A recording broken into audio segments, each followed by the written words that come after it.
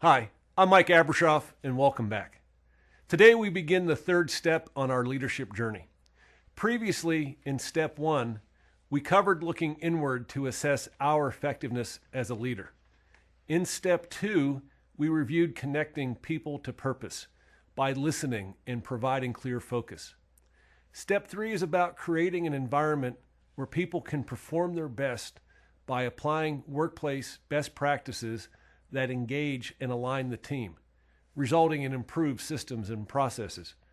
I'd like to begin today with a discussion about removing barriers to best practices to cultivate trust with your team.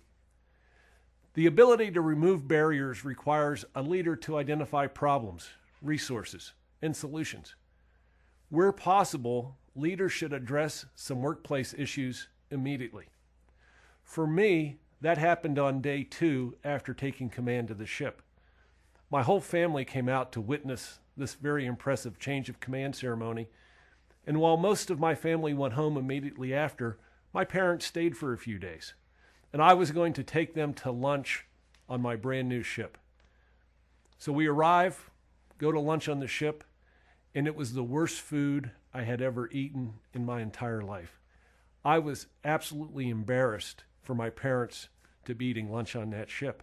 And then I started thinking, if I'm embarrassed to bring my guests on board this ship to have lunch, how would my crew feel, to bring their guests? And so on day 3, we were having the quarterly menu review board meeting.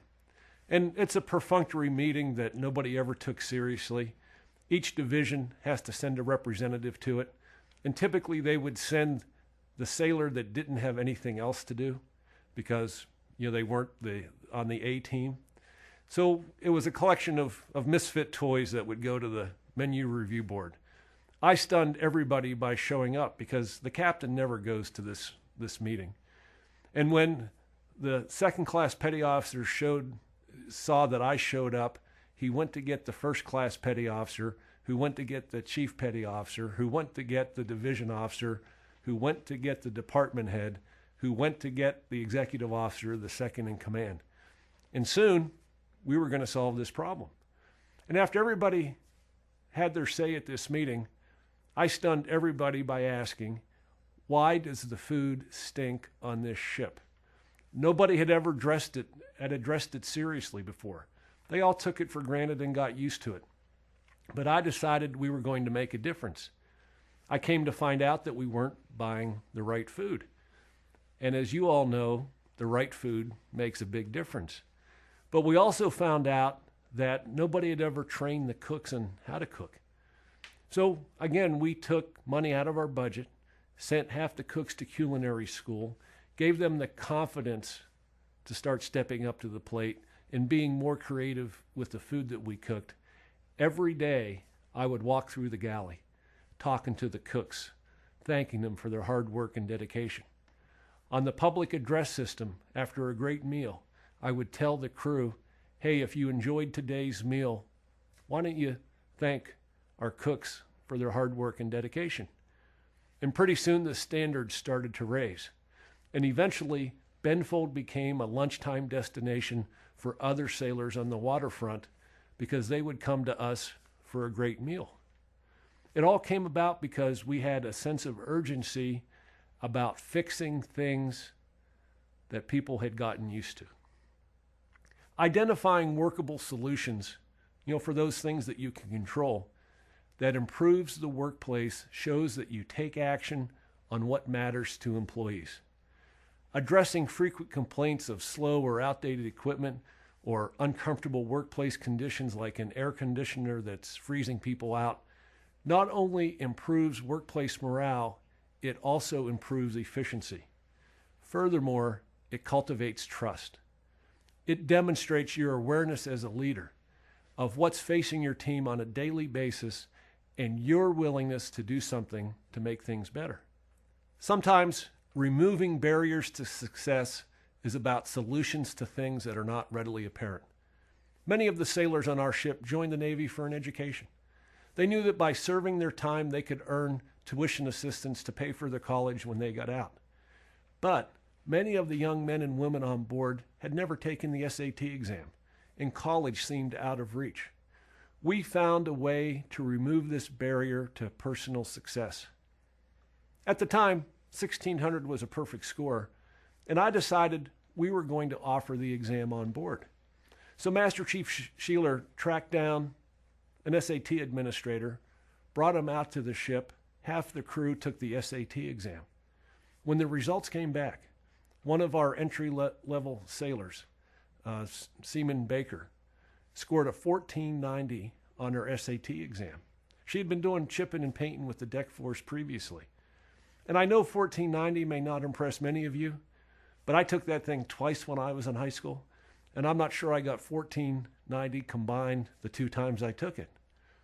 But I wanted to show the crew, that we were going to help them improve their station in life, that we were going to take an active interest in their personal advancement, whether they stayed in the Navy or whether they got out. I think good leaders recognize the fact that helping their people succeed benefits the entire organization. Even if sometimes this means you help someone succeed right out of your organization.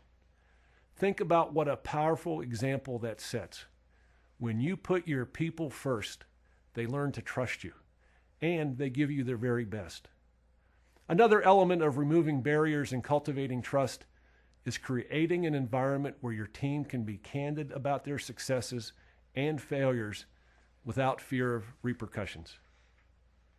The relationship between the Command Master Chief and the commanding officer is one that's most unique. The Command Master Chief is essentially the commanding officer's chief confidant. He is the person that essentially tells the Emperor when he has no clothes. You're the guy that has to go in and say, Captain, I disagree, and this is why.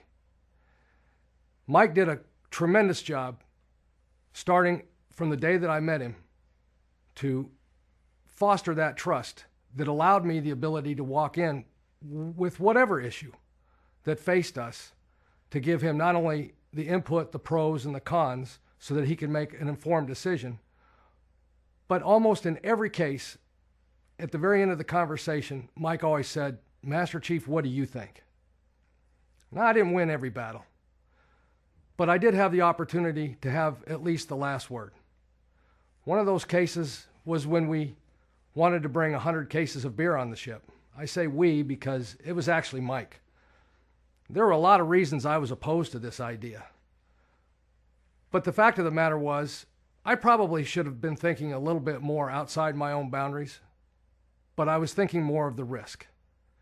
I didn't know the who, the what, the where, the when, and the why, and it's something that had never been done. So I did what every good Command Master Chief would do. I walked in, I stated my case. Mike and I had an agreement that stemmed right from day one. We can agree, we can disagree, but no matter what, when I walk out the door, I carry on with whatever decision is made. I carry on with that decision as if it was my own idea. And I took that down to my Chief Petty Officers as well. Whatever issues that we had within our Chief Petty Officers mess, it stayed within that Chief Petty Officers mess.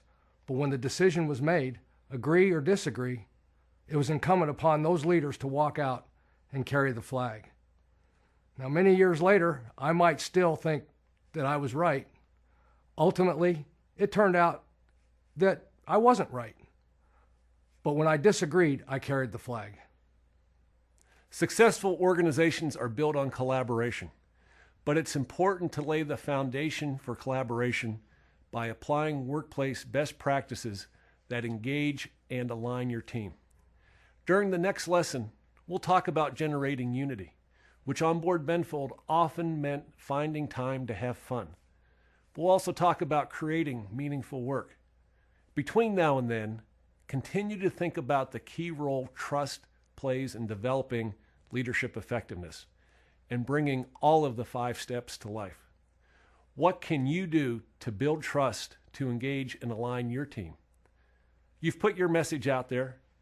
Now, what changes can you implement to the daily operations of your organization to improve the culture and efficiency?